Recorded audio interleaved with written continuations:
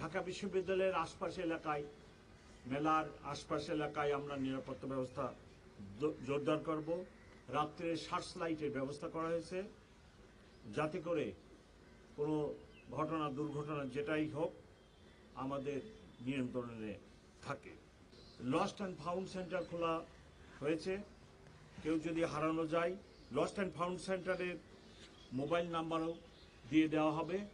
কোনো কারণে যদি কোনো শিশু বা অন্য কেউ হারানো যায়, আমাদের সাথে যোগাযোগ করলে লস্ট অ্যান্ড ফাউন্ড সেন্টারে আসলে আমরা তাকে খুঁজে দেওয়ার ব্যবস্থা করব। 3 নেতার মাজার, রাজু ভাস্কর্য এলাকা, বিভিন্ন এলাকায় আমরা নিরাপত্তা ব্যবস্থা জোরদার করছি এবং ট্রাফিক ডাইভারশনের ব্যবস্থা দিই। ঢাকা বিশ্ববিদ্যালয় এলাকায় মেলা চলাকালীন সময়ে এবং বিশেষ করে যে 1 মাস মেলা চলবে, এই 1 মাস কোনো ভারী যানবাহন চলাচল করবে না, রাতে এবং দিনে কখনোই চলবে না। হকারদের ব্যাপারে আমরা অনুরোধ করব, কোনোভাবেই জন্য যাচ্ছে তাই ভাবে যেখানে সেখানে হকাররা না বসে এবং উচ্ছৃঙ্খল কোনো কর্মকাণ্ডে হকাররা লিপ্ত না হয়। ফুডকোর্ট আছে, চা পানির জন্য আলাদা ব্যবস্থা আছে, এদিকে করা হয়েছে। দর্শনার্থীরা সেখানে যাবেন এবং যারা চা কফি খাবেন। তবে আমি রিকোয়েস্ট করব, যারা ফুডকোর্টের ব্যবস্থাপনায় আছে অবশ্যই বাণিজ্য মেলা বা অন্যান্য জায়গায় যে গলা কাটার দাম নেওয়া হয় এটা যেন না হয়।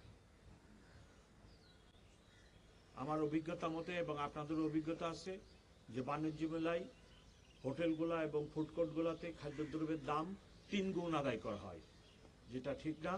আমি আমার অফিসারদেরকেও রিকোয়েস্ট করব এই দিকে যেন খেয়াল রাখে। একটা জিনিসের দাম, 1 কপির দাম যদি কথার কথা 5 টাকা হয়, 7 টাকা নিতে পারে, 6 টাকা নিতে পারে। 5 টাকার জিনিস 15 টাকা নিবে মেলা উপলক্ষে, সেটা তো গ্রহণযোগ্য না। বাণিজ্য মেলায় প্রতি বছরই আমি এইটা লক্ষ্য করেছি। এর জন্য অনেক সরকারের অনেক ডিপার্টমেন্টও আছে, বাজার দর ডিপার্টমেন্ট আছে।